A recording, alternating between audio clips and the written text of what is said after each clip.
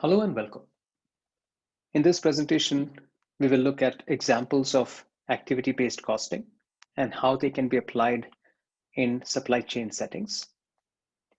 We will specifically look at how activity-based costing can improve the quality of cost information. Now let's consider the following example. Brilliant Accents Company manufactures and sells three styles of kitchen faucets: brass, chrome, and white. Production takes 25 machine hours for brass, 25 machine hours for chrome, and 10 machine hours for white. And there are 1,000 unit batches of these three products, respectively. We also have some additional information about their projected sales, selling price, direct material cost, direct labor cost, and overhead costs that are based on direct labor hours per unit. That's their traditional system. They've used the direct labor hours and then what we call peanut butter, the cost across the three products. Now, hours per 1,000 unit batch, we know their direct labor hours for brass, chrome, and white are 40, 10, and 30 hours respectively. Now, the question is, what is the profit for each product, assuming overhead allocation is based on direct labor cost or labor hours, sorry. So we look at the income statement that is known to us. We have the sales and selling price. We have the direct material cost, direct labor cost, overhead. So total cost is known. And if we subtract from price the total cost, we get profit per unit. Now, this is all based on direct labor, but we want to refine that cost pool of overhead beyond direct labor to also consider some supply chain activities like setups, inspections, etc. Now, to be able to account for setups and inspection, we need some more information. We first need to determine activity cost pools for these three products. So we have the direct labor hours, machine hours given to us. We are aware of that. We also have looked at the setup hours for each of these products. It happens to be 1 hour for brass, 0.5 for chrome, and 1 for white. And inspection hours that has been spent per 1,000 unit batch for each of these products. There's also one-time setup for total production quantity of 5 hours. We take a note of that. Now we look for overhead costs and activity cost drivers for the year. So we have activity cost of setup at 465,000 and inspection at $405,000. And we look at how many times there was setup that was done and how many times inspections were done at the company. We find that 95 times setups were conducted. Total activity cost was 465,000. So activity cost rate happens to be 465,000 divided by 95, which is $4,900. Similarly, for inspection, the number of times inspection was conducted was 2,700. We know the activity cost was $405,000. So the activity cost rate is $150 per inspection. Now we are going to compute activity-based costing cost driver rates with what we just found and allocating the cost by activity-based costing cost drivers.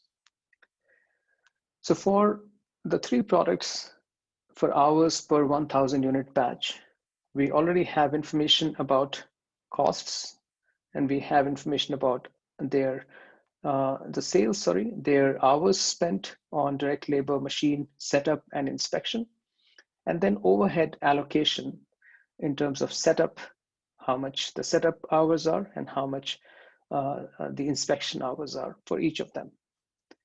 So we account for that.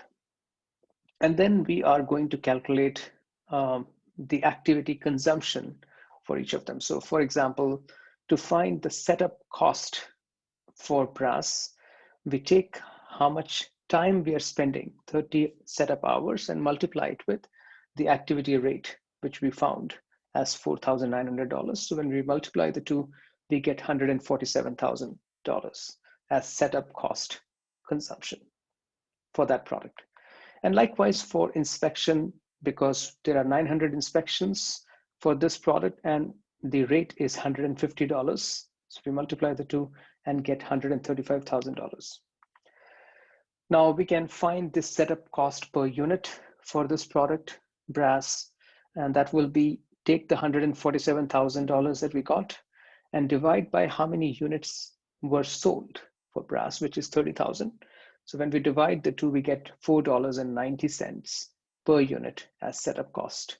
And likewise, inspection cost per unit can be found by taking the total cost of inspection, which is 135,000, and dividing it by sales unit of 30,000, which gives us $4.50.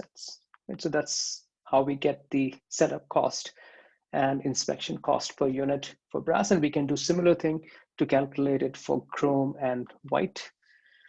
So if we just take for illustrative purpose the case of brass, we already know the sales units, we know the selling price, direct material cost, labor cost. Now we have also found setup and inspection cost, part of their overhead cost, which totals to $9.40. So we can find the operating profit for this company based on activity-based costing will be $40 minus the material cost and labor cost, minus also the overhead cost based on setup and inspection, which turns out to be $7.60. And if we had used traditional approach, we would have found it to be $5. That is something which we saw previously, right? So that's something which is moving away from the direct labor-based cost determination of overhead to considering individual activities like setup and inspection to determine what the cost might be for a given product. Now we can extend this for understanding at the customer level how we can determine profitability. And looking at this scenario here, we have 3 different customers. And this is also related to the Cenac case that we've been looking at. Let's say we have 3 different customers and we know the contribution margins to these 3 customers because they belong to agriculture, horticulture, and home and garden sector are 17%, 20%, and 24%. Product sales in dollar terms is known.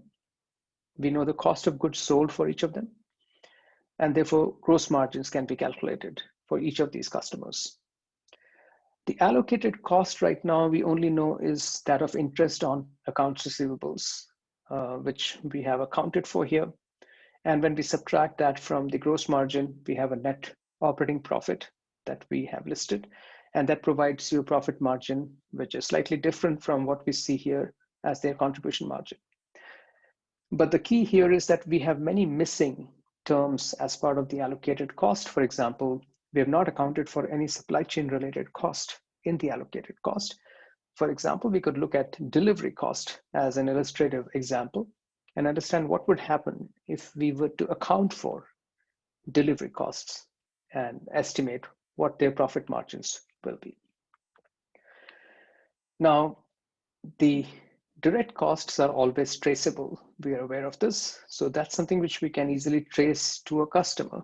Overhead costs are always difficult to be traced to the customer. And these are costs that typically are common to serve all customers, but yet we want to understand it individually, how each customer contributes to that overhead cost. Now we can think of it in terms of multiple stages. So stage 1 would be to assign the cost to activity cost pools. The overhead costs need to be assigned to individual activity pools, and example activity pools could be delivering order, processing order, or picking orders. Right? So we have these 3 cost pools within which we can assign some costs. Now stage 2 will be to allocate these costs, and that will be based on determining what's the dollar per delivery and then how many deliveries are made to a given customer. Likewise, dollars per processing order and how many orders were processed for that customer, and dollars per picking orders and how many orders were picked for that customer. So there are 3 separate allocations according to quantities consumed. And that's something which will now help us capture the diversity of customers. So we take the example for allocating monthly delivery costs we have information about the equipment cost. We saw this as total cost of 14,114,333 as part of our previous discussion. So if the total cost of delivery after accounting for equipment and personal costs is 14,114,333 annually, we can find monthly the cost to be 1,176,194. Now, once we have that monthly cost, we can also look for cost per unit time by looking at the total cost of making deliveries, which is monthly cost that we just found, and dividing it by the number of deliveries that were made to a given customer, or total number of deliveries in this case, with all customers put together. So we take into account 1,500 deliveries that were made by this company to all their customers. So we divide the monthly cost with 1,500, and that gives us $784 per delivery as the delivery cost. So at the very basic level, we can take that $784 and put it across all the customers. But even now, we can see that we are basically putting them to each of these customers, assuming them to be homogeneous. Now, is this more informative? Probably not, because what if next month Farmer Brown had the same dollars purchased, but in 2 deliveries? If that is the case, this is not necessarily considering the fact that these customers could be getting products in multiple deliveries. They might have specific requirements for those deliveries. So it's better than the traditional system where we are just looking at their direct labor and trying to distribute based on the direct labor involved for specific customers. Here we are accounting for the delivery cost per unit delivery and then accounting for it. But yet there is still some shortcoming here because it doesn't account for the diversity.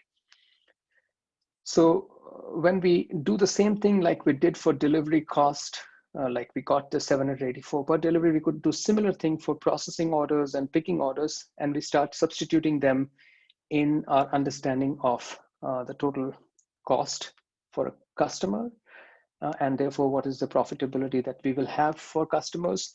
We at least have started accounting for supply chain related activities and explicitly started considering them in these cost structures. But the assumption right now is still that these are homogeneous customers, and that might not be true, and we need to address that. But this would be the starting point towards going in that direction. Thank you.